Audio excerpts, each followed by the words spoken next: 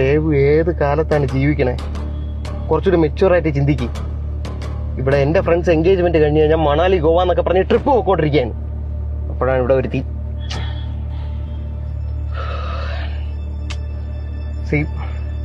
നമ്മൾ ഒന്നിച്ചൊരു ട്രിപ്പ് പോയതുകൊണ്ടോ ഒരു നൈറ്റ് ഒന്നിച്ച് സ്റ്റേ ചെയ്തുകൊണ്ടോ ഇവിടെ ഒന്നും സംഭവിക്കാൻ പോകുന്നില്ല. Anyway next month we are going to get married. Sree please എന്നെ ഫോഴ്സ് ചെയ്യല്ലേ, എനിക്കൊന്നും ഇഷ്ടമല്ല. എടി നീ ചുമ്മാ ഷോ കാണിക്കല്ലേ. ഞാൻ നിന്റെ പുറകെ അലഞ്ഞിറക്കണമെന്നാണ് നിന്റെ വിചാരം? എടി നീ കെട്ടി എന്റെ വീട്ടിലോട്ട് എന്നല്ലേ വരാൻ പോണത്?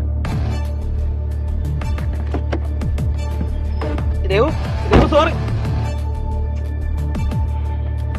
ഞാൻ ശ്രീയുടെ അച്ഛനും തമ്മില് 30 വർഷമായിട്ട് ഒരുമിച്ച് ബിസിനസ് ചെയ്യാണ്. എനിക്കറിയാം അവനെ പറ്റി.